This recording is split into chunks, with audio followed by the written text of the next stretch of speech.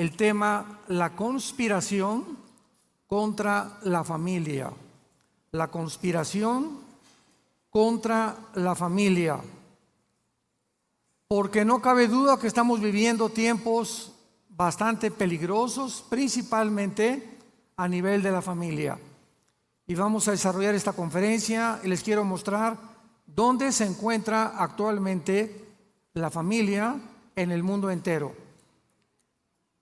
La conspiración contra la familia es el tema que vamos a desarrollar y no cabe duda que en estos últimos años hemos sido testigos de una campaña mundial. Escúchenme muy bien, es una campaña diseñada, planificada a nivel mundial para destruir la familia, para destruir el matrimonio, para confundirnos en cuanto a nuestro género, y se viene con todas las fuerzas del infierno un ataque, un tsunami contra los niños. Es una campaña contra todos los valores judeo-cristianos de la familia, principalmente contra el matrimonio. Además de un envenenamiento impresionante contra los niños, con un adoctrinamiento sexual y perverso y degenerado en las escuelas primarias por los mismos gobiernos.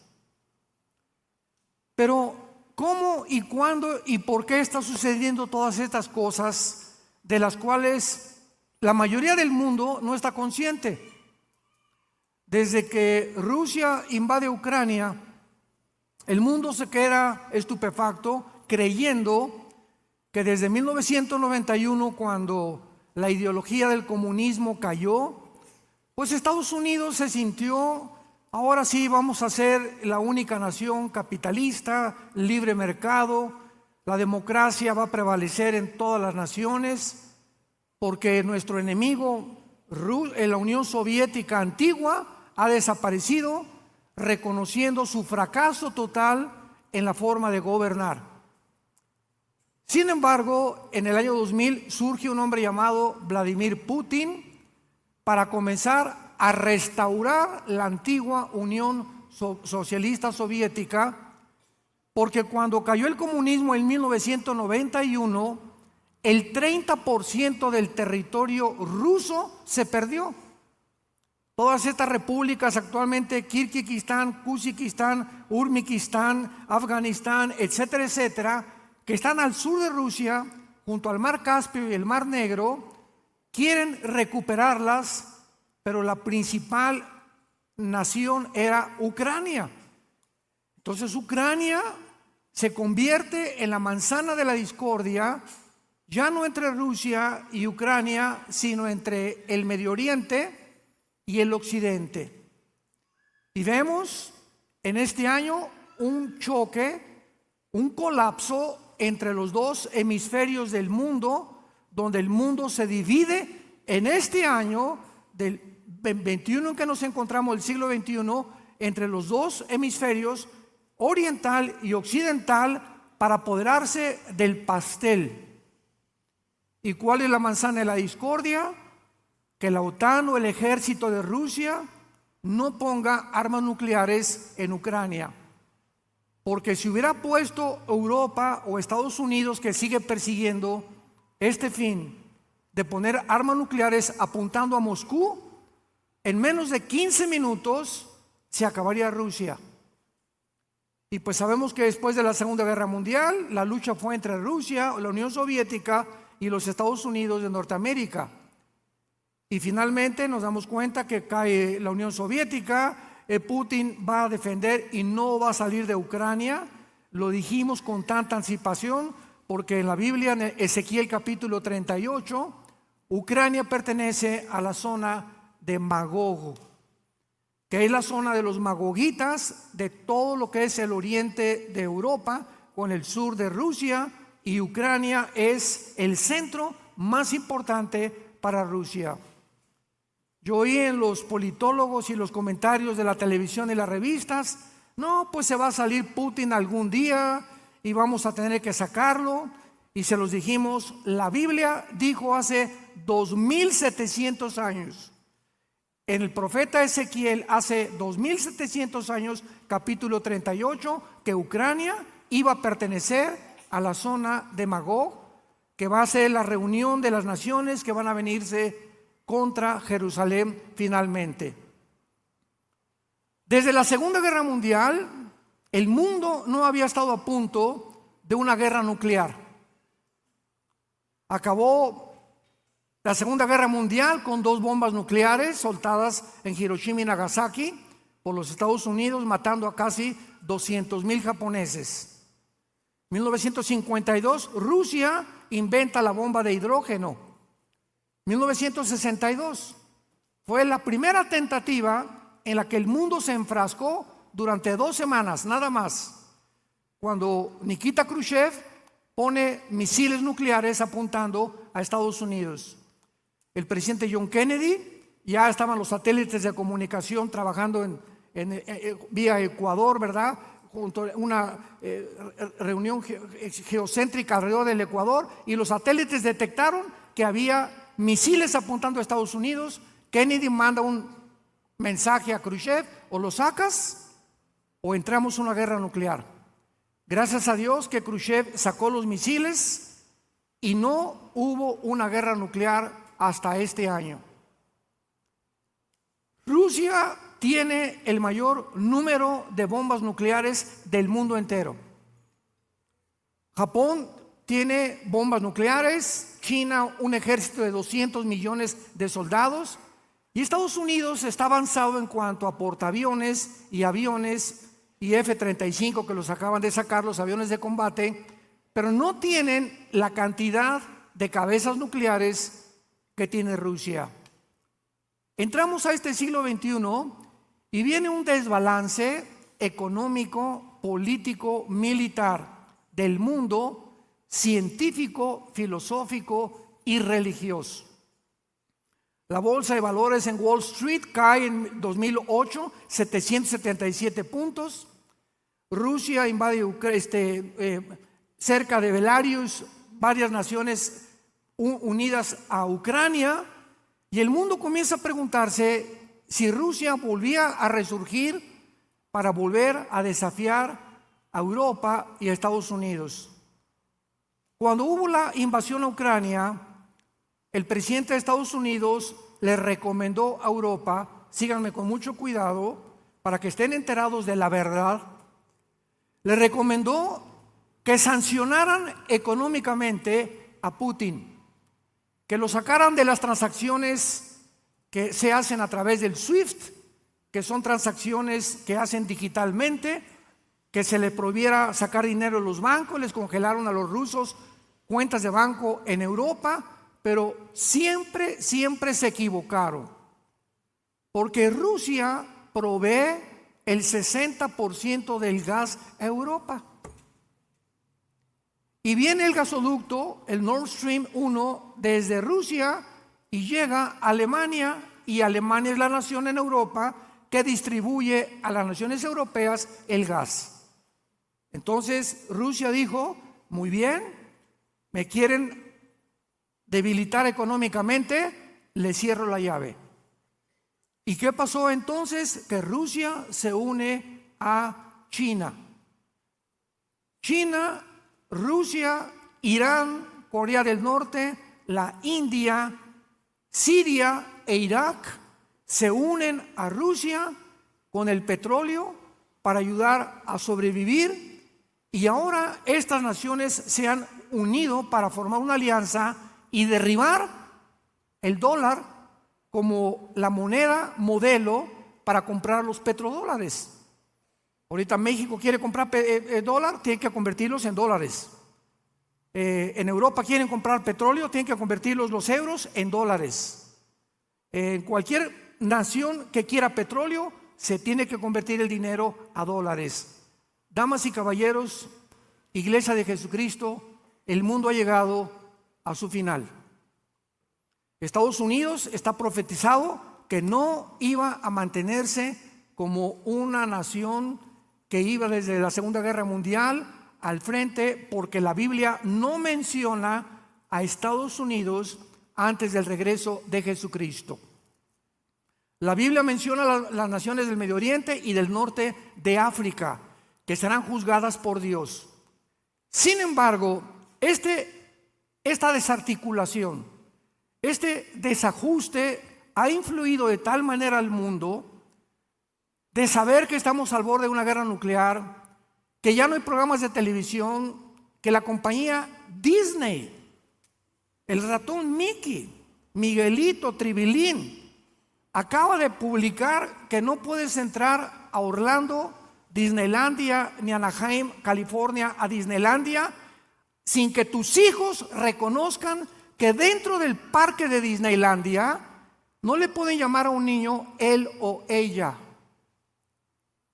Y que si dentro del parque hay una persona vestida, un hombre vestido de mujer, que les llaman los queens drags, para tratar de decirle a la niña, te tengo un traje de princesa aunque seas hombre, y tú aunque seas hombre te traigo un traje de princesa, la persona que reclame esto la sacan del parque. No volvamos nunca jamás a comprarles a nuestros hijos ningún juguete de Disney, porque contribuimos con una agencia que se ha apoderado satánicamente para pervertir a nuestros hijos. Este es el mundo que estamos viviendo, un mundo completamente psicópata, loco, como vamos a profundizar más adelante. Esta situación ha creado la enfermedad número 1 del mundo actualmente. Tanto el Hospital Hopkins como la Clínica Mayo en Rochester acaban de coincidir de que el factor número 1 que está afectando las mentes de los seres humanos a nivel global, mentalmente y físicamente, es el estrés. El estrés. ¿Qué es el estrés? Es una condición interna donde te sientes enojado, frustrado, inseguro, sin esperanza. El suicidio está aumentando entre jóvenes de 14 a 21 años, por el amor de Dios. Nunca había habido una tasa de suicidio tan grande. El 65% de los transgénero, escúchenme muy bien, señores psiquiatras y psicólogos y médicos, esto es una estadística de la Agencia de Psiquiatría de Estados Unidos, del American Journal. El 65% de los transgéneros se suicidan. Acaban suicidándose porque hay una descompensación entre tu mente. Yo no soy hombre, estoy en un cuerpo equivocado, pero tus cromosomas y tu ADN es mujer o hombre, como lo vamos a ver. Y todo esto ha hecho que el mundo se vuelva en el estado en que se encuentra, desarticulado, confundido.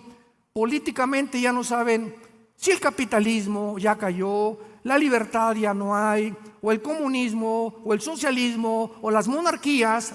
Veamos los gobiernos. Una ideología como el comunismo, que se demostró en el siglo pasado que fue un fracaso, no funciona más que a través de la imposición de la fuerza y de matar a los adversarios. Vuelve otra vez a ser resucitado, porque no hay otra manera de gobernar más que a través del uso de la fuerza. Y ahora, como nunca en la historia, las dictaduras, el totalitarismo, el autoritarismo ha surgido en el mundo a nivel global. ¿Y cuál es el centro principal de Satanás? El matrimonio y la familia. Y en medio de esta descomposición que estamos viendo, de la cual la mayor parte de los seres humanos no están conscientes, hay un grupo o una élite de empresarios ya no multimillonarios, multibillonarios, que están controlando más del 90% de los medios de comunicación. El 90% de las estaciones que tú ves en la televisión, estaciones de radio, medios de comunicación y publicación, están en manos de 6 familias. Veamos, para entender lo que está pasando, en el libro del Génesis, capítulo 1, que desde este libro Dios instituye, lo van a comprender, Dios instituye el matrimonio como la institución más santa, más sagrada y el pilar, el bastión, el fundamento de la sociedad. ¿Qué hace una nación? Está formada por familias. Desde hace casi 6,000 años hasta el siglo XXI. Desde hace 6,000 años, ¿qué es una familia? Un hombre con órganos reproductores masculinos, con el cromosoma Y que no tienen las mujeres. ¿Quién es una mujer? Tiene 2 cromosomas XX que no tenemos nosotros, con órganos reproductores femeninos, para que los dos se unan y podamos procrear hijos. Esa es una familia establecida por la Biblia. Desde hace 6,000 años. Así han sido las familias. Algo cambió en el siglo XXI y la gente no se ha dado cuenta. Génesis 1, versículo 26 dice la Biblia: entonces dijo Dios, hagamos al hombre a nuestra imagen, conforme a nuestra semejanza. Y señoree en los peces del mar, en las aves de los cielos, en las bestias, en toda la tierra y en todo animal que se arrastra sobre la tierra. Escuchemos, y creó Dios al hombre a su imagen, a imagen de Dios lo creó, varón y hembra los creó. Toro, vaca, tigre, tigresa, toro, vaca, gato, gata, camello, camello, jirafo, jirafa. En los peces, en las aves y en el mundo hay 2 sexos nada más. No hay más que 2 géneros, y estoy hablando biológica y genéticamente. Si tú tienes el cromosoma Y, eres macho camacho. Y si tu mente te dice que no eres lo que biológica y genéticamente te creó Dios, tu problema no es físico, querida persona, es mental. ¿Quién crees que te desajustó los tornillos que tienes aquí adentro? Alguien con ideas ha venido al mundo a robarnos nuestra identidad. Cuando un ser humano pierde su identidad y llega el momento en que no sabes quién eres y estás en la cárcel de Satanás. Él te puede manejar y te puede volver loco, te puede llevar al suicidio, como lo estamos viendo con los transgéneros. Te puede llegar un momento donde ya no disiernes, ya no distingues qué es bueno y qué es malo. A lo malo le llamas bueno y a lo malo le llamas bueno. Este es el estado mental en la que la humanidad está entrando sin que nos demos cuenta. Y increíble que líderes cristianos y cristianos en el mundo entero aplauden todo esto que está pasando, porque el proyecto es lo siguiente: quieren que sea normal, quieren empujar esta agenda de tal manera que lo aceptemos como algo normal. Y cuando ya lo vemos como algo normal, es cuando entonces la descomposición humana llega el momento en la que se disuelve el matrimonio, se disuelve la familia, y ahora hombre con hombre, mujer con mujer, pérdida de la identidad sexual, abortos, movimientos LGTB, transgénero. Y cuando la humanidad llega a un punto tal, la Biblia dice, vienen los juicios de Dios. El mundo se encuentra en la orilla de un abismo. El mundo nunca había llegado a tal locura. ni en Sodoma ni en Gomorra. Este año, para que estén enterados, en Estados Unidos se va a legislar la pedofilia. Cuando el ser humano llega a decir que un niño es propicio para que yo tenga relaciones como adulto con él, Jesucristo dijo: el que toque a un niño, que se amarre una piedra de molino en el cuello y que se arroje a un río. No hay más grande crimen en el mundo que tratar de pervertir a los niños, violar a los niños, robarles su identidad. Y el daño psicológico que los niños tienen cuando los adultos abusan sexualmente de ellos es imperdonable. Has arruinado la vida de un ser humano por 30, 40, 50 años de edad. De acuerdo al doctor Taylor en Estados Unidos, psicólogo, y James Dobson, el 80% de la homosexualidad se debe a varones que han crecido en un matriarcado, donde la mujer es la que manda y no el hombre. Niños que han sido violados o que han crecido bajo las faldas de la mamá y no del papá. Niños que nunca vieron en su padre una imagen, porque los niños necesitan la imagen de nosotros como padres. Si tú haces a tu hijo tu amigo, ya estás del otro lado. Ya te realizaste como padre y cumpliste tu responsabilidad. Y nuestros hijos tenemos que nos acompañen al fútbol, llevarlos a jugar boliche, a una película, a tomar café con ellos. Nuestros hijos varones nos necesitan y buscan desesperadamente que su padre se fije en ellos, que los premiemos, que los admiremos, que los recompensemos. Y esta falta de valores judio-cristianos están hundiendo en la pérdida de identidad y acaban sintiéndose que no son como Dios los creó y buscan otro sexo para tal vez creer que con otro sexo son aceptados por sus mismos padres o sus amigos o la sociedad. Vemos nosotros entonces que el principal blanco de esta agenda global es cambiar nuestra cultura, nuestra historia, nuestras tradiciones, nuestros principios morales que han regido la humanidad por 6,000 años, con el propósito de crear una nueva raza humana. ¿Me escucharon lo que dije? ¿Es ciencia ficción esto? Métete a internet y pon Foro Económico Mundial. Abiertamente el Foro Económico Mundial, dirigido por un alemán llamado Klaus Schwab, que es el que reúne cada año en Davos, Suiza.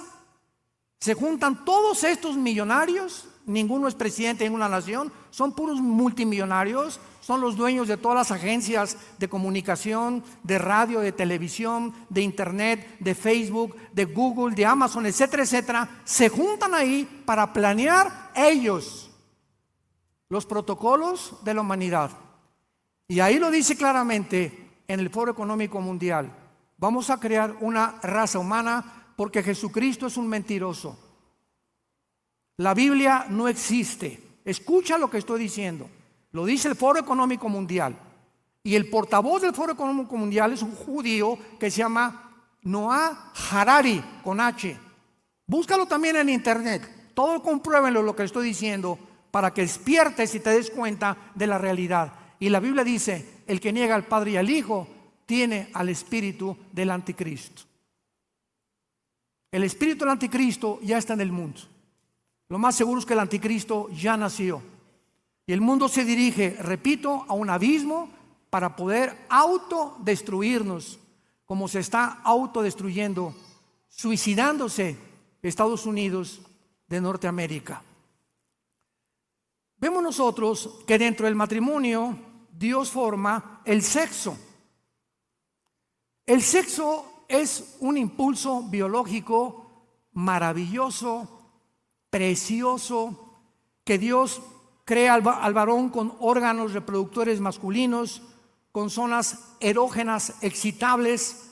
A la mujer las crea Dios con zonas erógenas excitables para que única y exclusivamente, porque es Dios, no el psicólogo, ni el sociólogo, ni nadie el que inventó el sexo, fue Dios, para que dentro de la esfera del matrimonio, nunca, ni antes ni después del matrimonio, ni dentro del matrimonio, tengamos relaciones sexuales más que con nuestra esposa y nuestro esposo. Tener relaciones sexuales antes de casarte se llama fornicar. Vives en pecado delante de Dios. No esperes bendiciones delante de Dios si tienes relaciones con tu novia. Y si tu novio te está manoseando y tú eres una muchacha cristiana, mira, con esto de aquí, túmbale los dientes. Ay, hermano, pues tú muy agresivo. Más agresivo que acabes seducida por tu novio, pierdas tu virginidad y tengas que casarse antes de tiempo por haberse comido, como decimos en México, la torta antes de tiempo. El sexo es algo maravilloso dentro del matrimonio y lo podemos ver claramente en la Biblia, en el capítulo 6 del libro de los Proverbios, capítulo 5, perdón, de Proverbios. Dice así, Proverbios 5, 18. Sea bendito tu manantial, alégrate con la mujer de tu juventud, como sierva amada y graciosa gacela.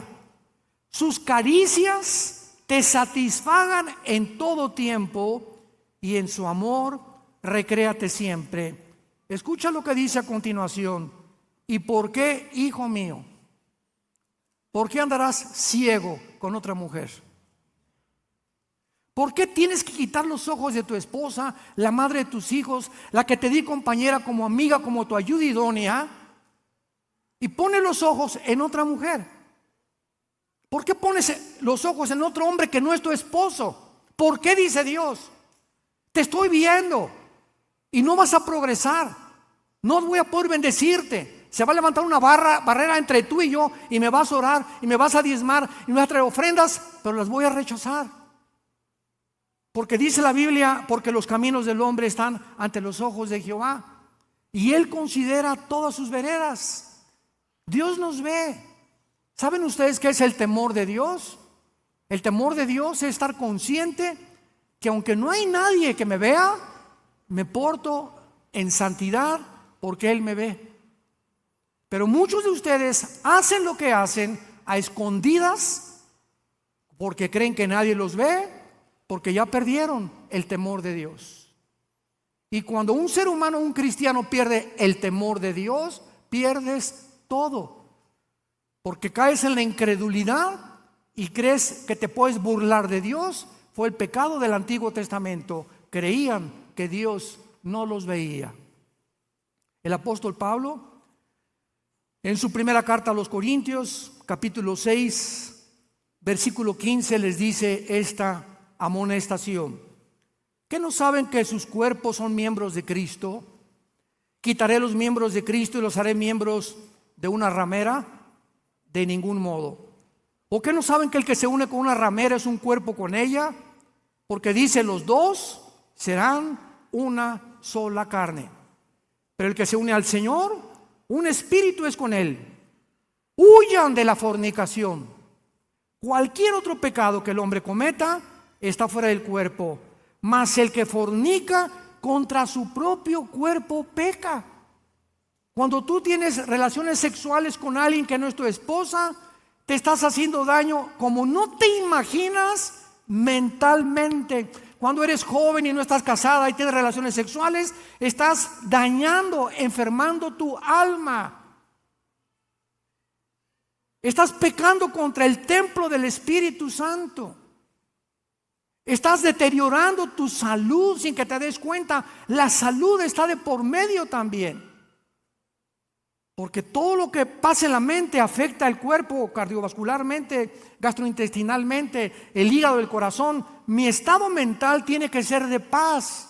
Tengo que levantarme con una conciencia limpia delante de Dios. Señor, amo a mi esposa, te pido por ella. O le dices, Padre, ya me cansó esta vieja. Estoy perdiendo el amor por ella. O ya me cansó tiene cara de cocodrilo, mi esposo, cada vez que me despierto. Te pido por él, Señor, ponle la cara de John Travolta.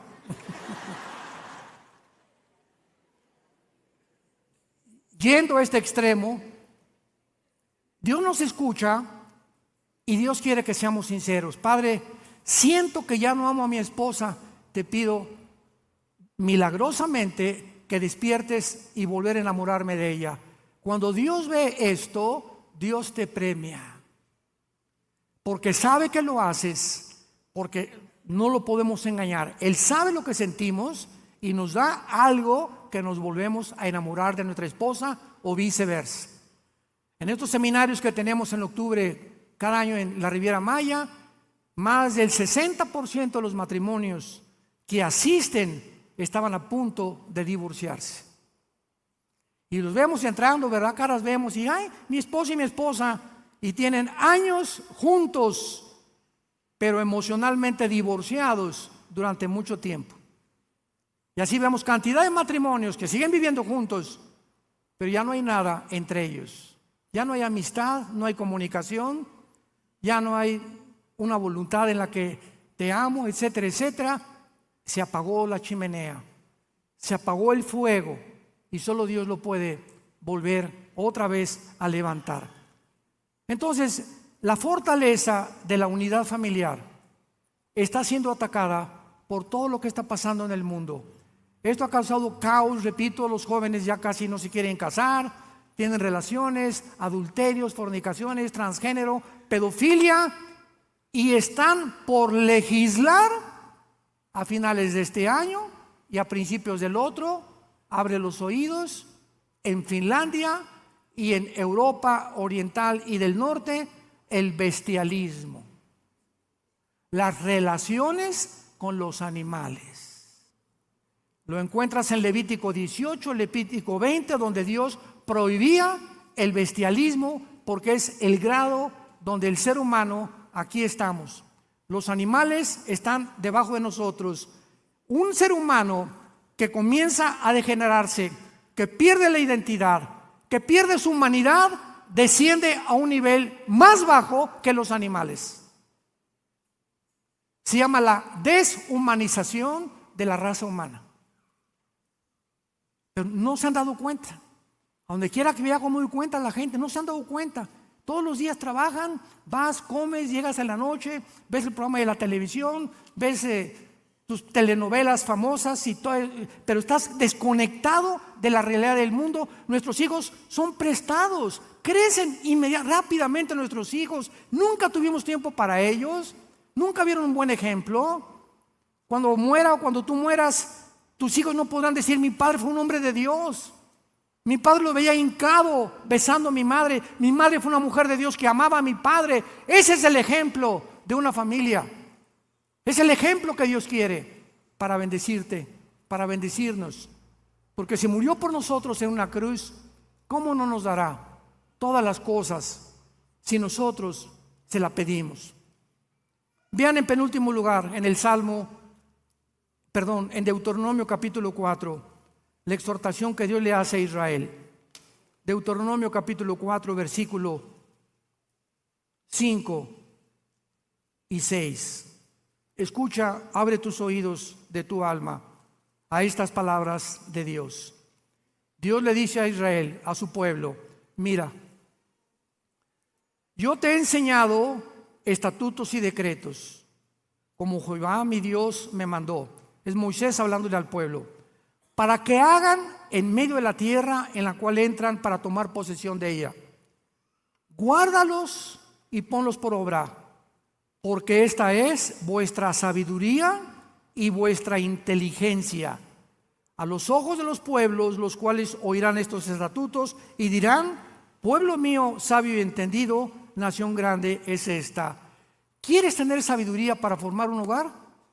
¿Quién no quiere ser feliz? ¿Quieres tener felicidad con tus hijos? Que conozcan a Jesucristo, que conozcan a Dios. ¿Quieres tener paz? ¿Quieres que tus negocios prosperen? ¿O pueden prosperar sin Dios y se convierten en maldición el dinero para ti en lugar de bendición? Porque muchos que prosperan creen que es una bendición de Dios, pero sin Dios lo que obtienes se convierte en maldición tarde o temprano. Todos buscamos paz y felicidad en este mundo. Obedece la palabra de Dios. Obedece lo que Dios te dice. Ama a tu esposa. Dice en 1 Pedro 3:8 en el Nuevo Testamento: varones, vivan con sus esposas en sabiduría y trátala como a vaso más frágil, para que tus oraciones no tengan estorbo. Cualquier varón que me escucha en este momento y a través de la televisión, que tenga una relación equivocada con su esposa, no te atrevas a orar, para que tus oraciones no tengan estorbo.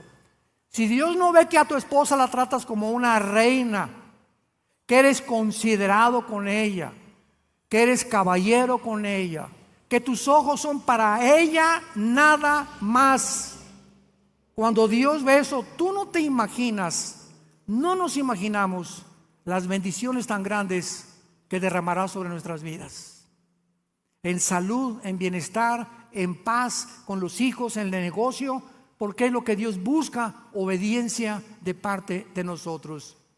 Cuando tú respetas a tu novia y no la tocas hasta el día de tu boda, muchacho, no sabes cómo te va a bendecir Dios. Ustedes, muchachas, si se mantienen vírgenes hasta el día de su boda, no se imaginan cómo las va a bendecir Dios con el galán que te va a traer.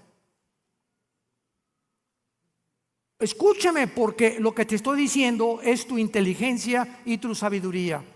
Y finalmente, en el Salmo 78, que es uno de mis favoritos en cuanto a la familia, Dios le dice estas palabras a su pueblo. Salmo 78, dice así, versículo 5 en adelante: Él estableció testimonio en Jacob y puso ley en Israel, la cual mandó a nuestros padres.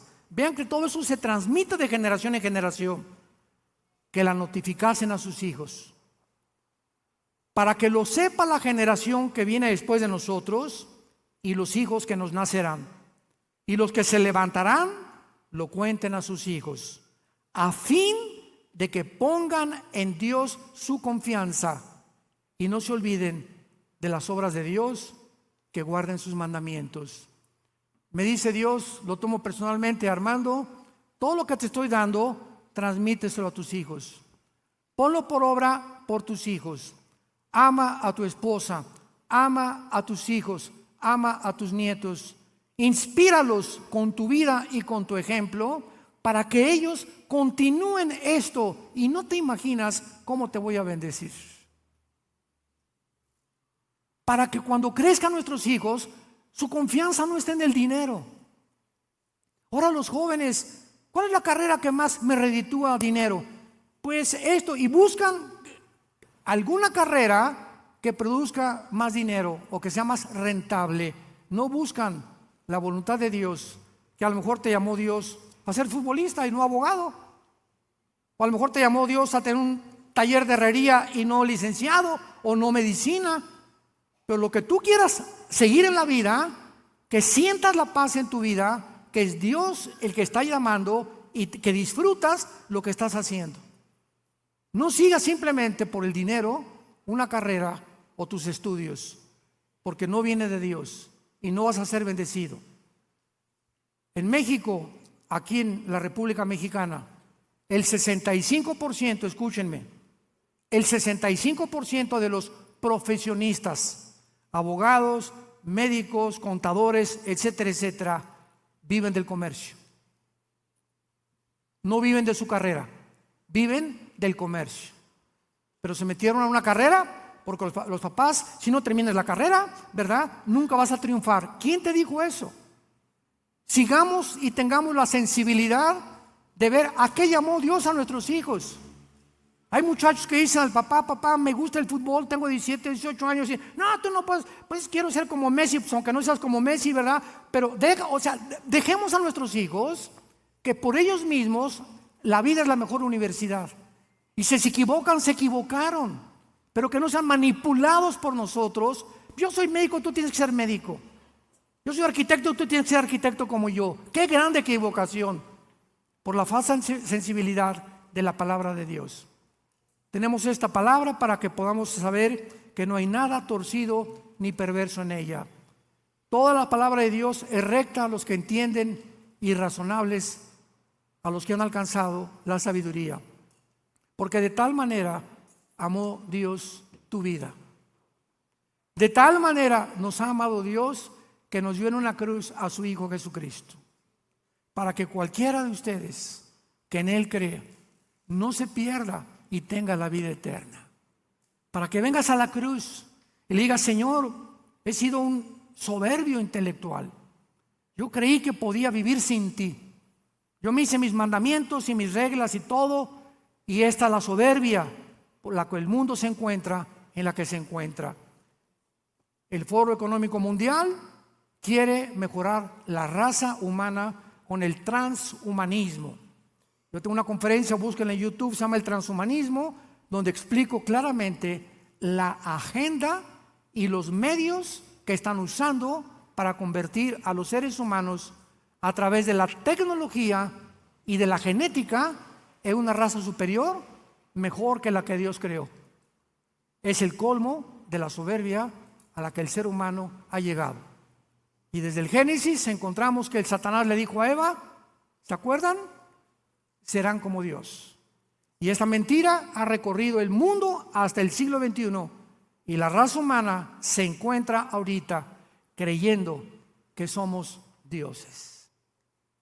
Y que podemos vivir sin tomar en cuenta su palabra, que este libro no es un libro adecuado para mi sabiduría, ni mi intelectualidad, ni mis filosofías, menos para mi vida moral, porque el Dios de la Biblia nos demanda santidad sobre todas las cosas, porque sin santidad nadie verá a Dios. ¿No quisieras tú en esta mañana venir a la cruz? Venir a un hombre, no a una religión que se llama Jesucristo, pedirle perdón por tu vida. Jóvenes, arrepiéntanse de lo que están haciendo. Matrimonios, si alguno de ustedes ha caído en el adulterio, esta mañana Dios te manda que te arrepientas. Saliendo por esa puerta, si tú no te arrepientes, te quiero preguntar algo.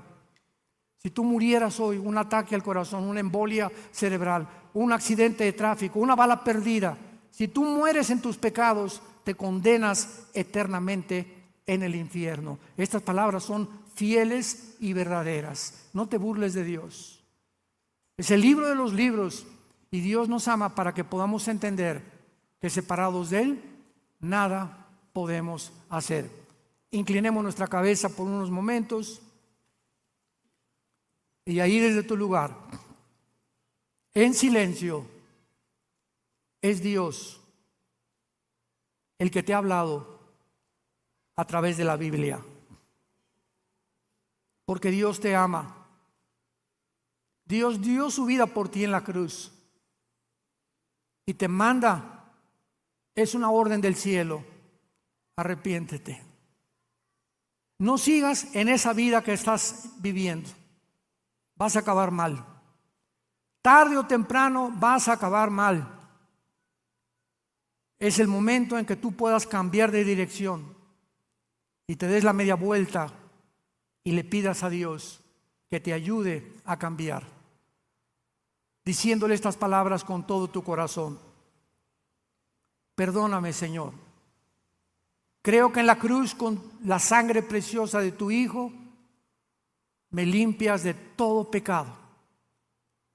Desde que yo nací hasta el día de hoy, mis pecados son lavados, alejados de tu presencia, como está el oriente del occidente, para que yo pueda sentirme perdonado por un grande amor. Creo que a los 3 días tu Hijo resucitó de los muertos. Y ahora te pido, Jesús, porque creo que volviste a vivir y venciste la tumba para traerme la esperanza de volver a vivir, que entres a mi corazón. Te recibo como mi Dios y como mi Salvador. En el nombre de Jesús. Amén. Los cielos y la tierra pasarán, pero mis palabras permanecerán. Bendita palabra de Dios. Dichosos todos ustedes y los que nos ven por la televisión, del privilegio y la oportunidad que Dios te ha dado de escuchar estas palabras. Hay millones de gente perdida en el mundo que no tiene la oportunidad que tú has recibido en esta mañana. Dichoso seas si en esta mañana le entregaste tu vida a Jesucristo.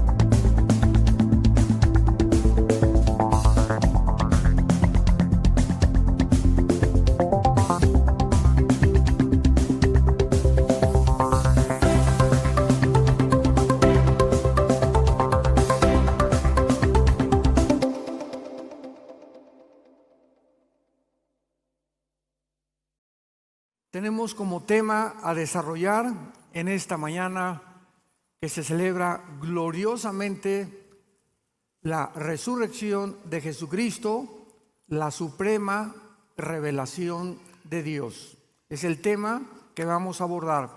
Pero antes de leer Hebreos 1 del 1 al 3, quiero compartirles algo, un detalle, una reflexión preciosa, que tal vez muchos de nosotros no nos habíamos dado cuenta, porque hay tantos tesoros en la Biblia, tantas piedras preciosas, que, como dice la Biblia también, lo que no ha subido al corazón y lo que oídos no han oído, es lo que Dios tiene preparado para los que le aman. En Juan capítulo 20, cuando Cristo es enterrado, le ponen lienzos y le ponen un sudario en su cabeza. Sígame con mucho cuidado. Y cuando los apóstoles llegan, ya que él había resucitado, entran a la tumba y encuentran los lienzos a un lado, pero el sudario de su cabeza lo encuentran perfectamente bien doblado.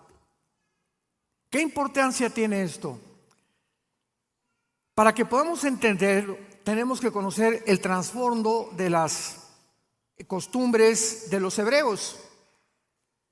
Y los hebreos tenían esta costumbre: cuando el amo se sentaba a comer, el siervo le preparaba la mesa, le ponía la servilleta, los platos, y el siervo se retiraba de la mesa y no se acercaba a la mesa hasta que el amo terminara.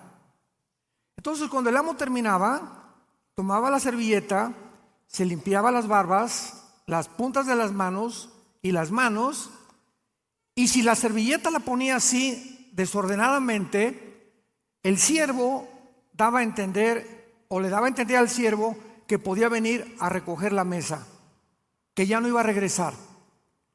Pero si el amo, después de limpiarse, doblaba bien la servilleta y la dejaba, le estaba diciendo al siervo que iba a regresar.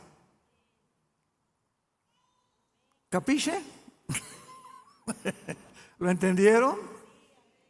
Al dejar Jesús doblada su ropa de su cabeza, nos envió un mensaje: voy a regresar por ustedes. Esos detalles insignificantes que encontramos en la Biblia nos muestran, ¿verdad? Yo le venía platicando ahorita en la mañana al pastor Saúl, que tan amablemente me va a recoger a donde estoy hospedado. Le decía: Saúl, es increíble que podamos estudiar el Corán de los musulmanes, el Tripitaka de los budas, el Veda de los persas, los libros sagrados que tú me quieras encontrar, y en ningún libro sagrado encontramos tantas maravillas, tanta sabiduría, tanta racionalidad, tanto sentido común como en este maravilloso libro que es la Biblia. Bienaventurados los varones o las mujeres que día y noche, no solamente al mediodía, día y noche meditan, leen, estudian, porque serán como árboles plantados junto a corrientes de agua, que van a dar su fruto a su tiempo y su hoja nunca caerá. Dichosos los que día y noche leen, memorizan, estudian la palabra de Dios.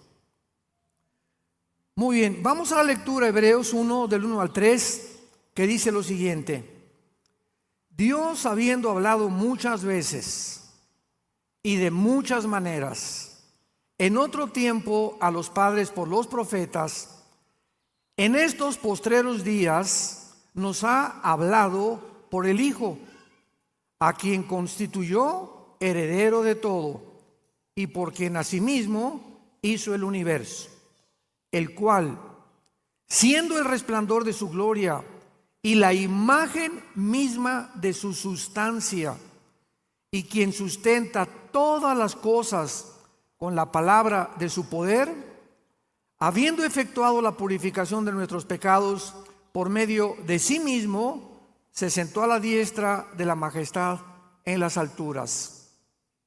El ser humano ha nacido, desde que el pecado entró al mundo, con un vacío interior en su alma y con una pasión, un deseo de adorar a algo o a alguien. Nunca, jamás en la historia, ninguna tribu, ninguna civilización, ninguna nación, nunca en la historia ha habido algún grupo de personas que no adoren a algo o a alguien. Han adorado la luna, las estrellas, hacen ídolos, levantamos las flores, se adoran a las plantas. Los primeros pobladores de Estados Unidos, Norteamérica, los Cheyennes, los Cherokees, los Sioux, adoraban los espíritus que decían que estaban en los árboles, etcétera, etcétera, porque algo nos muestra la necesidad de trascender y de encontrar a algo o a alguien que nos pueda responder o con quien nos podamos comunicar. Este sentimiento no lo tienen los changos. Nunca ha visto un grupo de conejos, alabaré, alabaré, ¿verdad? Los animales no tienen conciencia de un ser supremo. Esta es una de las características peculiares del ser humano.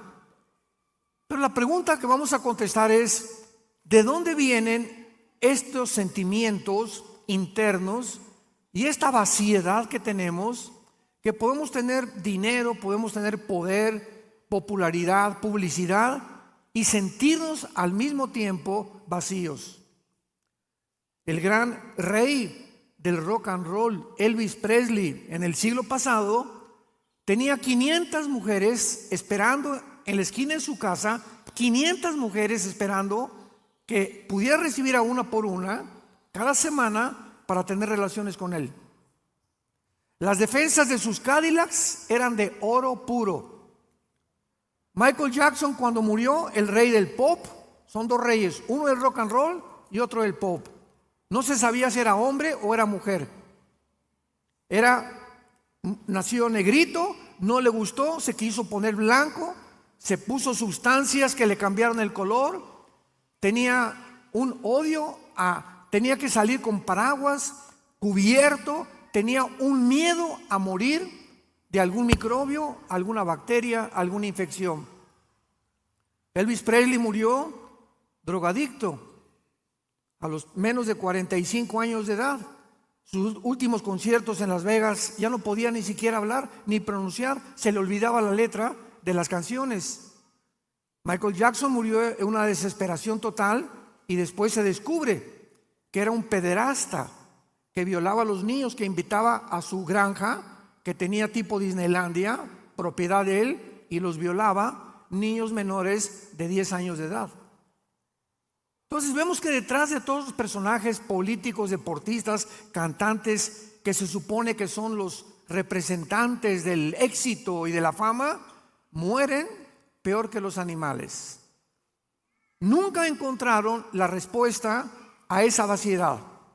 Elvis Presley la buscó en las mujeres, en la fama, Michael Jackson en los niños. Imaginémonos, qué manera más desperdiciada de vivir, ¿verdad? Y en Eclesiastés 3:11, el rey Salomón nos da la respuesta.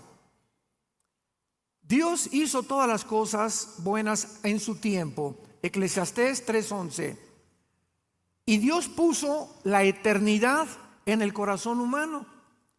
sin que el hombre entienda las cosas que Dios ha hecho. Entonces, desde que nacemos los seres humanos, llámense chichimecas, tlaxcaltecas, olmecas, sioux, cheroques, aucas del Ecuador, lacandones o en el Brasil o lo que sea, no importa a través del mundo el tipo de ser humano, todos nacemos con la eternidad. ¿Qué significa esto? Que sabemos que de alguna manera la vida no lo es todo. Y por eso los aztecas le sacaban el corazón y lo ofrecían ¿a quién? A los dioses, para calmar su ira.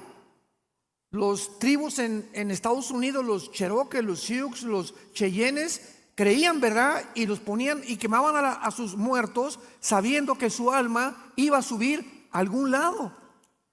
Pero hay siempre esta existencia, los budistas, los musulmanes, todos, ¿verdad? De alguna manera sabemos, los hindúes tienen a Vishnu, a Shiva, sus dioses, sabiendo que están fuera de nuestra naturaleza y de nuestra dimensión, y que hay algo que tenemos que hacer para agradarlos.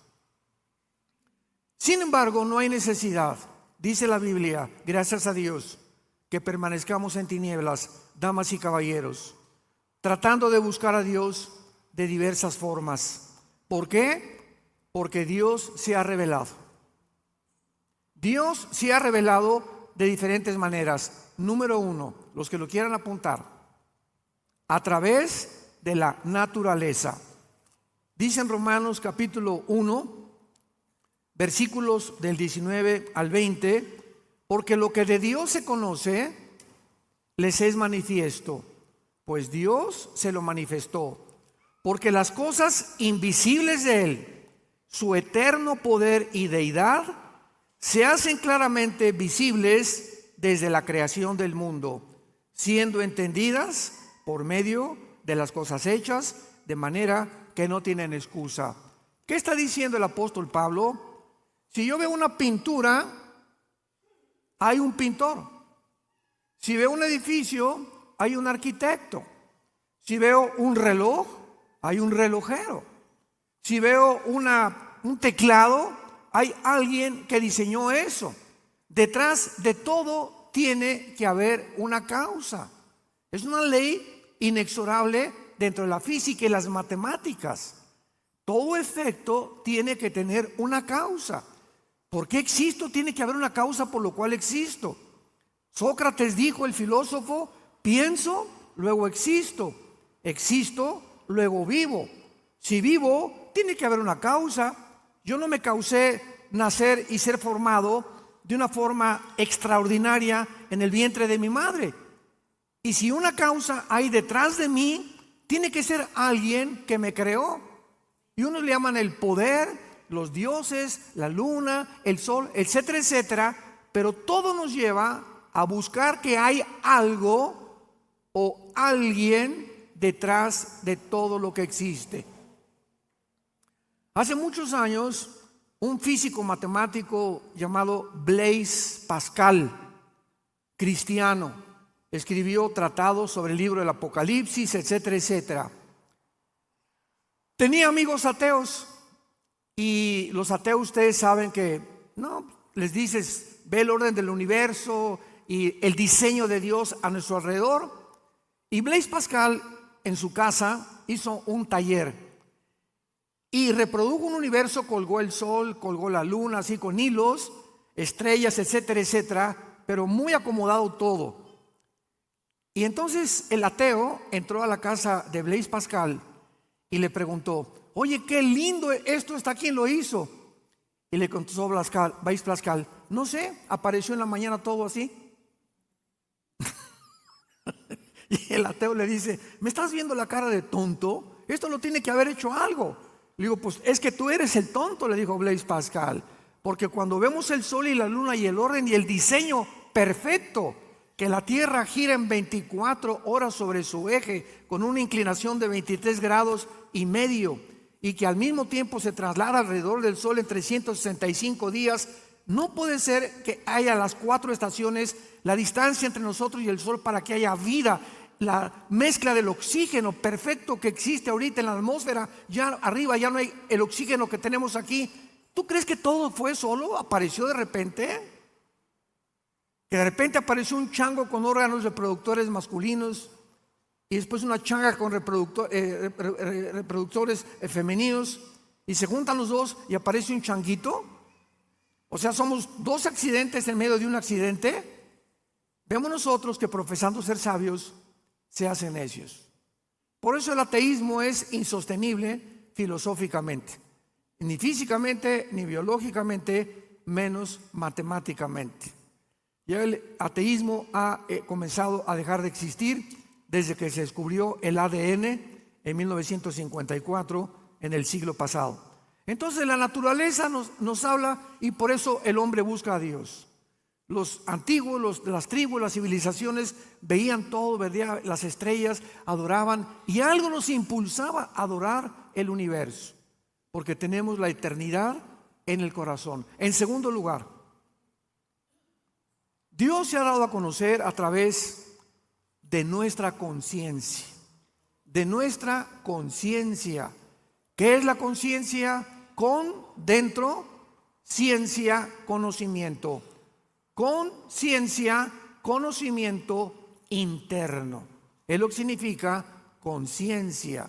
Entonces tenemos un conocimiento innato, adherido a nuestra alma, que nos premia o nos juzga de acuerdo a nuestras acciones. La materia no lo pudo haber creado. Dile a tu maestro en la universidad, bueno, ¿qué explicación tiene usted de los ateos del universo? El Big Bang. ¿Qué es eso, maestro? Pues que hubo una explosión y se formó todo. Muy bien, vamos a seguir una línea de lógica elemental, querido maestro. Si hubo una explosión, ¿quién la produjo? ¿Chita? ¿Qué había detrás de la explosión? Porque todo efecto tiene una causa. Para que haya habido una explosión, algo la causó. Y la materia no existía. Número uno. Número dos, maestro. La materia no piensa. Ok, vino una explosión, se formó todo, pero ¿quién formó el cerebro? El pensamiento, la conciencia. ¿Quién puso dentro del ser humano este sentimiento de la eternidad? La materia, las piedras no ponen, ni tampoco pueden hablar, ni pueden comunicar lo que nosotros hacemos. Entonces nos damos cuenta que cuando nosotros hacemos algo bueno, nos sentimos bien. Un ejemplo es el mismo Al Capone, el gran gángster del siglo XX, 1920-1930, que gobernó Chicago. Era el rey de la mafia, Al Capone. ¿Saben lo que hacía Al Capone para tranquilizar su conciencia? En diciembre se disfrazaba de Santa Claus. Y se ponía, nadie sabía que era Al Capone, y se ponía afuera de escuelas a repartir dulces a los niños. Y al llegar a su casa, pues se persinaba, hice una obra buena por lo menos, ya me perdonas, ¿verdad, Diosito? Y al otro día agarraba la ametralladora y mataba a 500 personas. De alguna forma, buscamos la forma de apagar la voz interior de la conciencia que nos atormenta. Cuando tú haces algo malo, te quita el sueño, no puedes dormir, sientes que tienes que pedir perdón. Si es que no has endurecido tu conciencia, porque la Biblia dice, el apóstol Pedro dice que se puede cauterizar la conciencia. O sea, ¿qué significa esto? La palabra cauterizar. Si yo agarro un hacha o un martillo y lo estoy constantemente usando, se van a desarrollar callos en la mano. Los callos es una acumulación de pellejo, y si yo agarro una aguja y atravieso el callo, no siento. ¿Por qué? Porque el callo no tiene terminaciones nerviosas. Entonces no siento atravesando el callo con una aguja. Al corazón le pasa lo mismo. Cuando tú no confiesas tu pecado y cuando tú repites tu pecado, llegas el momento en que te endureces. Rechazas a Dios y no quiero oírlo, y no es cierto. Y llega un momento en que te endureces en tu corazón, tu conciencia, y cuando ya oyes la palabra, ya no sientes nada, ya no tienes nada para arrepentirte, porque has cruzado la línea de la blasfemia contra la gracia de Dios. Y ahí es cuando Dios te dice: ¿sabes qué, Pancho? No me vuelvo a meter con tu vida. ¿Sabes qué, Carmelita? No me vuelvo a meter con tu vida. Haz lo que te dé la gana. Nos vemos en el día del juicio. Y en tercer lugar, Dios se ha dado a conocer a través de la Biblia. En Isaías capítulo 44, Isaías 44, bienaventurados los que trajeron su Biblia, se irán en el rapto. Qué tristeza que haya cristianos que vengan el domingo sin Biblia. Eso ya es el colmo de los colmos. Es como ir a jugar fútbol sin la pelota. Imaginémonos nada más, ¿no? Isaías 44, del 6 al 8, dice así: así dice Jehová, Rey de Israel y su Redentor, Jehová de los ejércitos: yo soy el primero y yo soy el postrero, y fuera de mí no hay Dios. Nos detenemos ahí. Yo soy el alfa y yo soy la omega. El Av o el Taf en el hebreo. Muy bien. Si Dios dice yo soy el primero, significa lo siguiente. Estamos meditando en la palabra de Dios. ¿Qué significa que diga Dios yo soy el primero? Que Él es el único que nos puede decir cómo comenzó el universo. Ningún método científico ni investigación humana, intelectual, nos puede llevar a decidir, a descubrir cómo se formó el universo. Entonces, como el ser humano no puede saber nunca cómo se comenzó el universo, porque para saberlo teníamos que haber estado ahí, ¿correcto? Tú no puedes saber algo si no estuviste ahí.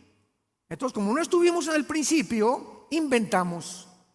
Pues se hizo el Big Bang, venimos del chango, etcétera, etcétera, porque no tenemos información en nuestra mente limitada. Y cuando Dios dice yo soy el primero, abrimos el Génesis y comienza la Biblia. En el principio, Dios creó los cielos y la tierra. Y cuando dice la Biblia en el principio, significa que hubo un principio y que no hay eternidad en la creación de Dios. Algo comenzó y algo va a terminar. Y si hay esto, significa que las leyes de la termodinámica, la primera y la segunda ley de la termodinámica, corroboran que realmente todo está en descomposición. El sol pierde millones de toneladas más a todos los días.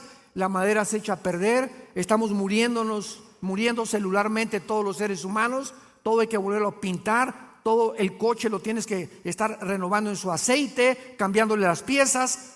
Todo está bajo una ley que se llama en la física la ley de la entropía, que corrobora la segunda ley de la termodinámica, tal como la Biblia lo dice. En el principio Dios creó los cielos y la tierra, la materia, el espacio y el tiempo. En un versículo se encuentra lo que los físicos descubren hasta Galileo Galilei. Y hasta que Blaise Pascal y hasta que todos los grandes científicos, Pasteur, Einstein y la Biblia tenía razón. Entonces, Dios es el primero. ¿Quieres saber cómo comenzó todo? ¿Quieres saber quién eres tú? ¿Quién nos creó? ¿Para qué fuimos creados? ¿Cuál es mi propósito y mi sentido en la vida? ¿Hacer dinero? ¿Llegar a ser famoso? ¿Que me aplaudan? ¿Que me reconozcan? ¿Ese es tu propósito en la vida? ¿Tener 500 mujeres? Si tú buscas todas estas cosas, vas a acabar en las tinieblas. Naciste en tinieblas, vives en tinieblas y morirás en tinieblas, sin haber descubierto nunca en tu vida la razón de tu existencia. Entonces, dice la Biblia, si Dios es el primero, Él tiene las respuestas. Ahora bien, si Él es el primero, Él es el último, ¿correcto? ¿Dónde nos encontramos? en medio. Si Él es el primero y Él es el último, no hemos llegado al final. Ahora, si estamos en medio y volteamos hacia atrás y vemos que desde el principio hasta nuestros días las profecías bíblicas se han cumplido al pie de la letra, significa que las que faltan por cumplirse hasta el final se cumplirán de la misma manera. Y eso nos llena de paz, de seguridad, que estamos firmes en la palabra y en los brazos del Señor Jesucristo. Y que nadie nos separará jamás de su amor. Yo soy el primero y yo soy el postrero, dice el Señor. Ahora pongan mucha atención. Versículo 7. Vean el desafío que lanza Dios al mundo. Dice Dios: ¿quién proclamará el futuro o lo venidero? Lo declarará y lo pondrá en orden delante de mí, como hago yo desde que establecí el pueblo antiguo. Dice Dios: tráiganme a Jim Dixon, tráiganme a Walter Mercado, tráiganme a todos los que se dicen adivinos o disque profetas. A ver, vengan para acá. Díganme y háganme una cronología de toda la historia. No, pues es que Nostradamus hizo profecías que se cumplieron el 20% y el 80% nunca se cumplieron. Y hay una ley en la Biblia que dice que si un profeta se atreve a hablar y a anunciar algo futuro y no se cumple el 100%, no el 99,9%, si no se cumple el 100%, es un falso profeta.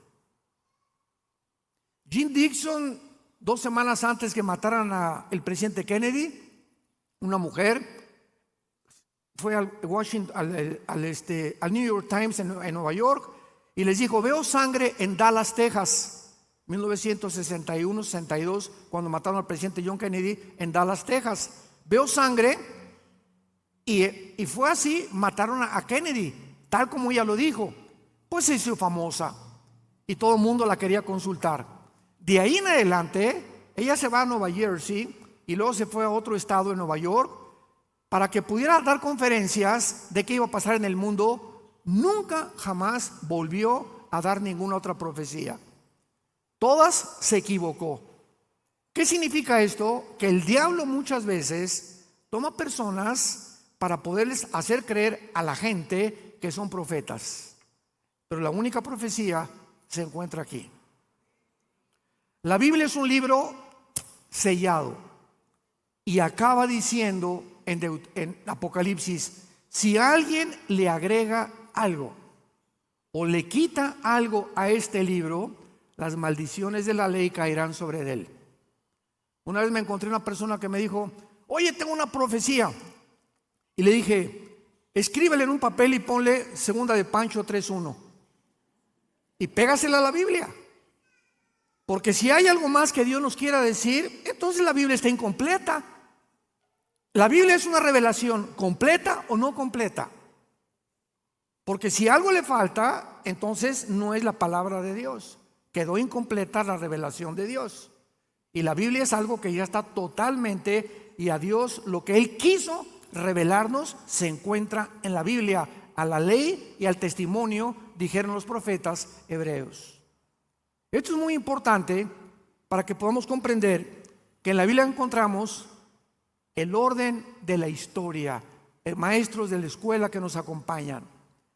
Hace 2600 años, el libro de Daniel, hace 2600 años, 600 años antes de Cristo, Daniel escribe todos los imperios que iban a haber desde hace 2600 años hasta la venida de Jesucristo. Y comienza Daniel diciendo: se va a levantar Babilonia, porque él vivió en Babilonia, que es la nación de Irak actualmente. De acuerdo a la historia, dice Daniel, se va a levantar otro imperio, los medos persas, que es actualmente Irán. Y así la historia lo comprobó. Y ya Daniel se murió. Y dijo, y después vendrá otro imperio que fue Grecia. Alejandro el Magno derrotó a los medos y a los persas en el año 300 antes de Cristo. Muere Alejandro el Magno y se reparte su imperio en sus 4 generales en Siria, en Egipto, en Turquía y en Macedonia. Y de ahí en adelante, ¿quién siguió a los griegos? El Imperio Romano, que está representado por las 2 piernas de la estatua de la visión de Daniel capítulo 2. Y después del Imperio Romano, ¿quién va a seguir? Viene el 7º imperio, ¿verdad? Porque el primero fue Asiria, Egipto, Babilonia, Medo-Persia, Griega y Roma, de acuerdo a Apocalipsis 17. El 7º imperio será posiblemente el imperio otomano, y en el último imperio será Jesucristo. ¿Quién le dijo a Daniel el orden de los imperios que la historia comprueba que se iban a cumplir? ¿Quién le dijo a Isaías que Cristo iba a nacer de una virgen? Por el amor de Dios, eso rompe la lógica. Cuando escribió Isaías, ha de haber tenido miedo. Oye, si yo publico esto, van a decir que estoy loco. ¿Cómo una virgen va a ser mamá? Si es mamá, pues ya no es virgen. Pero así le puso, nacerá de una virgen, que es la palabra alma en el hebreo, que significa una doncella entre 14 y 16 años que no ha tenido relaciones sexuales, que era María, que no es María, su nombre es Miriam en el griego. ¿Quién le dijo a Zacarías que iba a entrar Cristo en un burrito el domingo de Ramos cabalgando? ¿Quién le inspiró a David 1000 años antes el Salmo 22? Dios mío, ¿por qué me has desamparado? Sobre mi ropa echaron suertes. He sido derramado como cera, mi corazón fue como cera.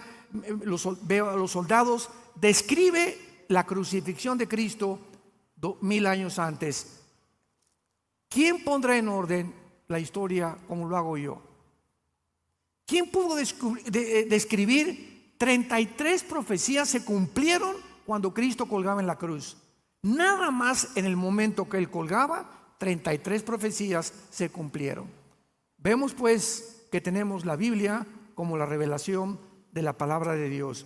Regresamos rápidamente a Hebreos y veamos lo que la Biblia nos tiene que revelar acerca del Hijo de Dios. Dios, habiendo hablado muchas veces y de muchas maneras en otro tiempo a los padres por los profetas, en el Antiguo Testamento Dios habló a través de sueños, visiones y muchas veces, como Abraham, oyó la voz audible de Dios. Moisés, en Éxodo 3, cuando está con el arbusto, se aparece el ángel de Jehová y le habla a Moisés, y Moisés oye audiblemente la voz de Dios. Muy bien, todo esto perteneció al Antiguo Testamento. Mas ahora, en estos postreros días, en estos últimos días, que es de la cruz a nuestros días, Dios nos ha hablado por el Hijo. Dice la Biblia, para todos ustedes que también tal vez no sean cristianos, que a Dios no se le puede conocer a través de la meditación del budismo zen, metiéndote 2 churros de marihuana, en un viaje de LSD, ácido lisérgico, o tomando hongos de doña Sabina, que ella murió aquí en Oaxaca, muy famosa, que se ponían hasta como querían, ¿verdad? Con los hongos, buscando alguna experiencia hiperdimensional, siempre buscando nosotros experiencias que trasciendan, que nos revelen cosas misteriosas de la mente, etcétera, etcétera. Y muchos, yo me acuerdo que mi hermano, que fue el que me llevó a Cristo, estuvo con doña María Sabina 2 semanas. Le dije, con razón. No, gracias a Dios que se salvó, ¿verdad? Y está en sus 5 sentidos, es director del Instituto Teológico, no se vayan a asustar. Y me dijo claramente, ¿verdad? Cuando me puse y que estaba buscando a Dios, siempre me decía, con los amigos que fui, buscábamos a Dios y queríamos una experiencia así, para poder entender quién era Dios a través de métodos satánicos que el diablo quiere inducirnos para conocer a Dios. A Dios no lo puedes conocer a través de Buda, a Dios no lo puedes conocer a través de ninguna religión.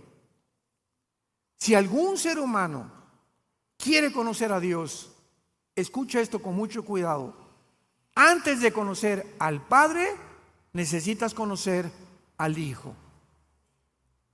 Primero tienes que encontrarte con Jesucristo para que Jesucristo te presente a su papá. Veamos esta verdad en Mateo capítulo 11, versículo 27. Qué importante es esta revelación. Dice así, Mateo 11,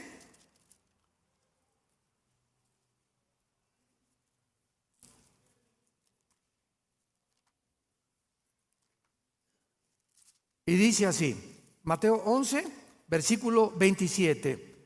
Todas las cosas, es Jesús hablando. Con mucho cuidado lean esto. Todas las cosas me fueron entregadas por mi Padre y nadie conoce al Hijo sino el Padre. Ni el Padre conoce a alguno sino al Hijo y aquel a quien el Hijo lo quiera revelar. Cualquier ser humano que quiera buscar a Dios fuera de Jesús es un Dios falso. No es el Dios de la Biblia, creador de los cielos y de la tierra. No es el Padre de Jesucristo.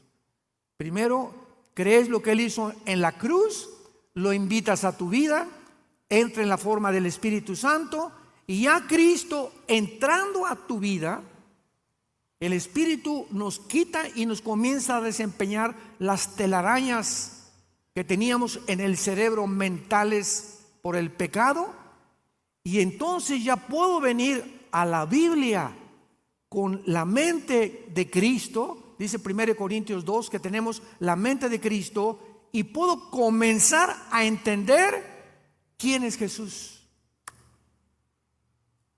Mientras tanto, vienen doctorados en filosofía, ciencias políticas, científicos como Stephen Hawking, el gran astrónomo inglés que decía que no existía Dios, y no importa lo inteligente que pueda ser el ser humano, se estrellan, chocan contra los pensamientos de Dios, porque vienen con su mente limitada, finita, porque somos seres finitos, y los pensamientos de Dios sobrepasan nuestros pensamientos. Entonces dice la Biblia que hay un velo en los seres humanos, un velo que no les permite ver el mundo real. Y mientras ese velo no se ha quitado, no puedes ver ni conocer a Dios. Nadie conoce al Hijo, al Padre, sino el Hijo y a quien el Hijo lo quiera revelar. Qué importante es eso para poder nosotros predicar a Jesús. Por eso predicamos a Jesús, porque cuando la persona recibe a Jesús, lo hemos introducido a la presencia de Dios, porque es Jesús el que nos lleva con su sangre y su muerte, nos abre el camino al lugar santísimo. En estos postreros días nos ha hablado por el Hijo, o sea, la última palabra de Dios es Jesucristo. Ya no hay otra manera de buscar a Dios más que a través de su Hijo. Y comienza la Biblia a describir a Jesucristo. El Hijo fue constituido heredero de todo, heredero de todo. ¿Qué significa esto? Simplemente significa que Él es, como dice Isaías capítulo 9, versículo 6, porque un niño nos es nacido, hijo nos es dado, el principado sobre su hombro, se llamará su nombre admirable, consejero, Dios fuerte, Padre eterno, príncipe de paz. Lo dilatado de su imperio y la paz no tendrán límite sobre el trono de David y sobre su reino, disponiéndolo todo y confirmándolo en juicio y en justicia desde ahora y para siempre. El celo de Jehová de los ejércitos hará esto. Cristo no solamente es el heredero de todo lo que ha sido creado en el universo, absolutamente todo. Y al entrar a nosotros, nos hace a nosotros, no a los ángeles, coherederos, juntamente con Él. Dio su vida en la cruz para que juntamente con Él reinemos en el futuro. Más que los ángeles, nos ha elevado Dios a una posición mucho más elevada en Jesucristo que los mismos ángeles. Y continúa diciendo Hebreos, y por quien asimismo hizo el universo. Imaginémonos que no existe nada, ni querubines, ni ángeles, ni estrellas, ni galaxias, no existe nada.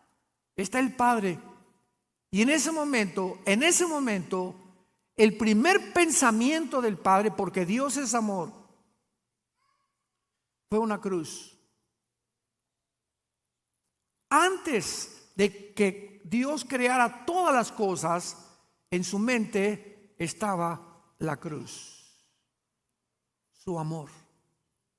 Porque si las criaturas que Él iba a crear querían conocerlo a Él, tenían que conocer que Dios es amor. Pero Dios sabía por su preconocimiento que los ángeles se iban a rebelar, que los seres humanos se iban a rebelar, que Adán y Eva iban a comer del fruto prohibido. Dios sabía todo esto. Entonces, Dios tenía que crear seres que fueran libres para escoger adorarlo voluntariamente. Pero para que esto exista, tiene que haber la libertad. ¿Y qué es la libertad? Tiene que haber dos caminos, el bien y el mal. Entonces, Dios permite que el mal entre en el universo para que sus criaturas se enfrenten con lo opuesto a la bondad, al amor, a la paciencia, etcétera, etcétera, y conozcan el otro lado de la maldad. que es la maldad? El árbol del conocimiento del bien y del mal. Pero es como en la política. Si tú vas a un pueblito o a una nación donde vienen las elecciones y solamente hay un candidato, ¿se llama democracia? ¿Qué se necesita para que haya libertad? Otro candidato, libertad para votar, porque si nada más hay uno y uno va a ganar, pues es una charada, es un chiste la democracia, ¿no? ¿Por qué? Porque no hay libertad, ya está determinado quién va a ganar. Y así es exactamente con nosotros. Si nosotros vamos a orar a Dios libremente, tenemos nosotros que tener otro camino aparte del bien, porque Dios nos pudo haber creado con una llave y puesto un chip que dijera adórame, adórame, adórame, adórame, como robots. Él lo pudo haber hecho, pero sin embargo nos creó con la libertad de escoger para hacernos responsables de nuestras acciones y para que en esta vida que tienes tú escojas entre el bien y entre el mal. Jesucristo hizo, dice la Biblia, el universo. Él fue la razón de que existan las hormigas, los pájaros, la luna, Marte, el sol, las estrellas, las galaxias y todo lo que existe. Y ese creador por el cual todo fue hecho se mete a un esperma humano, al vientre de María. Y el Espíritu Santo fertiliza el óvulo de María con el cromosoma Y, porque el Mesías tenía que ser varón. Entonces, el Mesías tenía que traer el cromosoma Y, que es el que determina el género de nosotros los varones. Las mujeres no tienen el cromosoma Y como lo tenemos nosotros. Entonces, Dios puso el cromosoma Y, fertiliza el óvulo y ahí estuvo escondido 9 meses y nació como un niño, como tú y como yo, el creador de los cielos y la tierra. Y cuando nació, traigan al ginecólogo, el anestesiólogo, el hospital de Los Ángeles, en México, el mejor hospital. Ha nacido el creador del universo. ¿Dónde pusieron a Jesús? Las vacas, los borregos, en un pesebre, porque todos los moteles y hoteles estaban y las posadas estaban cerradas, porque era el tiempo de la Pascua, donde venían todos los extranjeros y cerraban todos los hoteles. No había lugar para que naciera el creador del universo.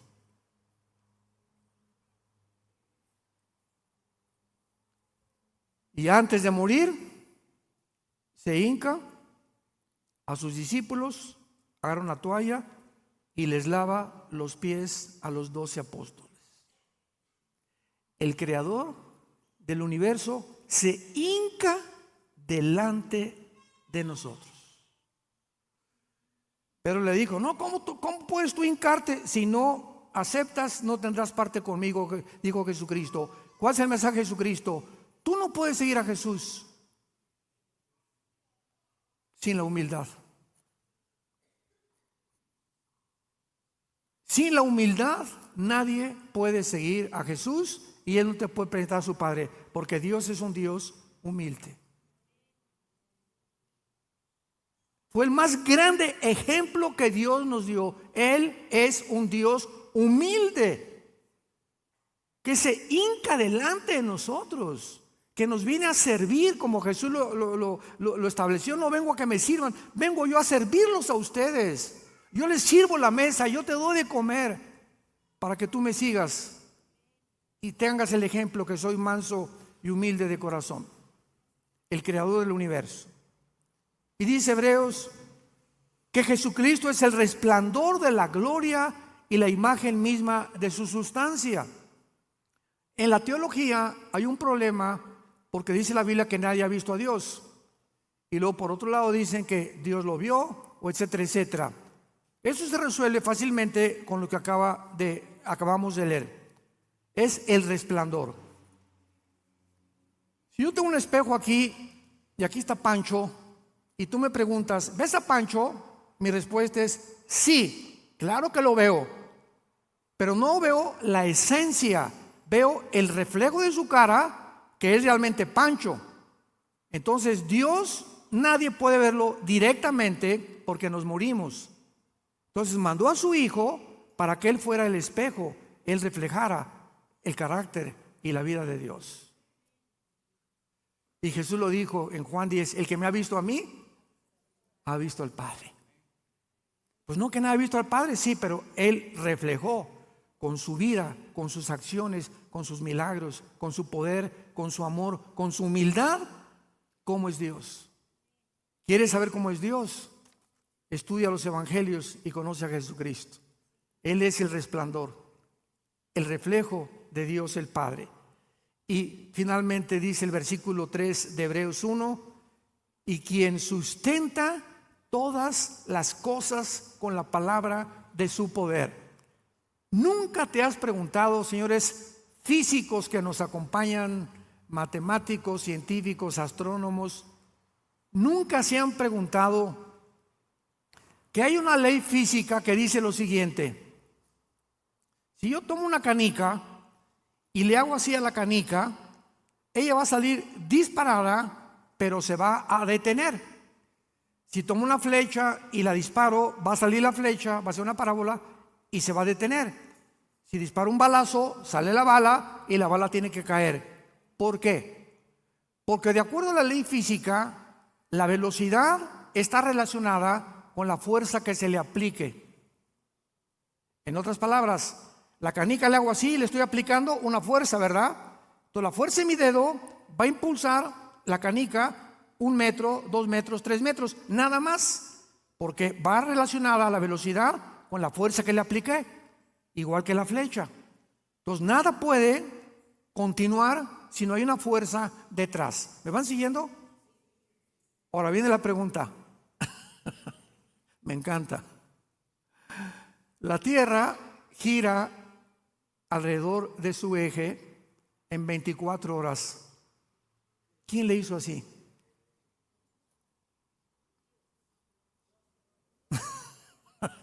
Pregunta al físico matemático, al ateo, discípulo de Nostradamus de tu escuela. Maestro, ¿quién está empujando la tierra, querido maestro? ¿Qué fuerza hay detrás?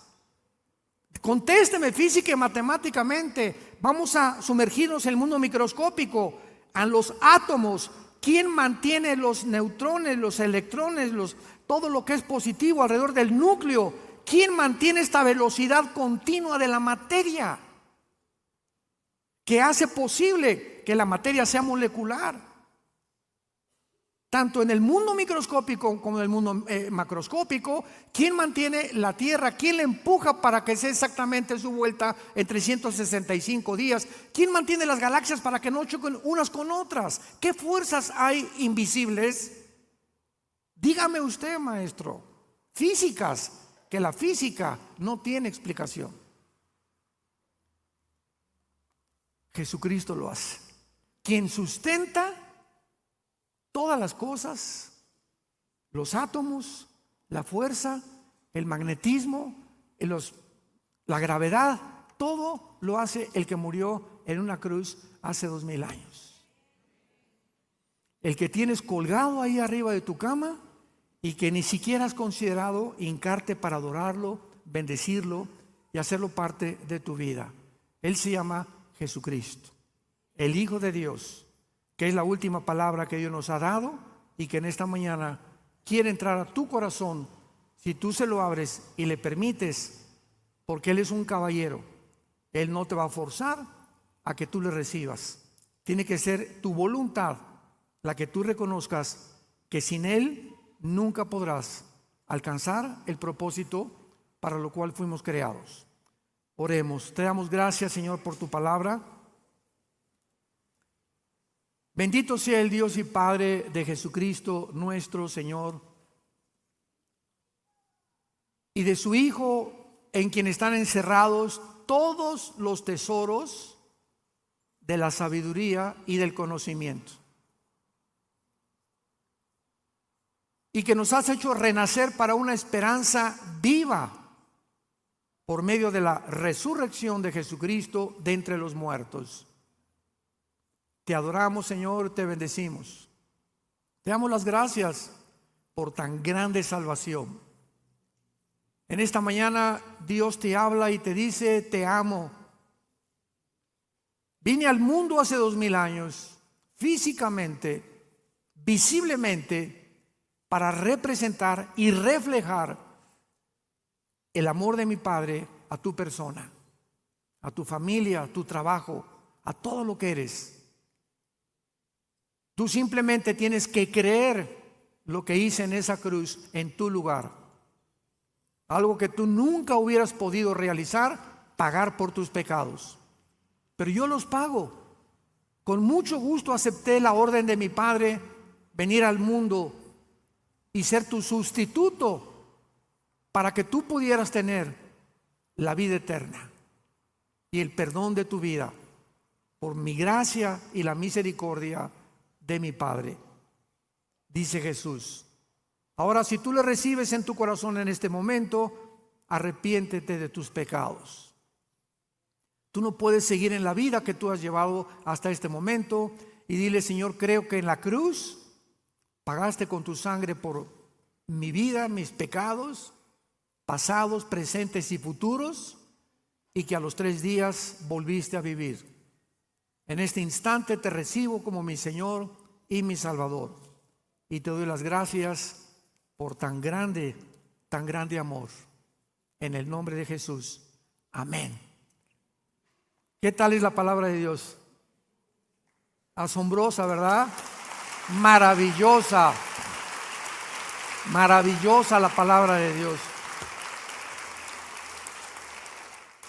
Ámala, guárdala en tu corazón, memorízala, léela todos los días. Cuando estás afligido, recuerda, echa tu ansiedad sobre Él. Él tiene cuidado de ti. Él nos cuida, Él nos va a proteger, Él nos va a sostener hasta que Él regrese por nosotros, que ya no tarde en venir por nosotros. Pero el diablo va a hacer todo lo posible por sacar esto de tu vida, porque esta es nuestra vida, la sabiduría y el poder de Dios. Por eso muchos vienen a la iglesia sin esto, desarmados. Estamos en una guerra espiritual y andas sin la espada, y esta es la espada del Espíritu. Ten mucho cuidado de abandonar la palabra. porque es la palabra la que nos sostiene hasta el final. Que tengan mucha paz.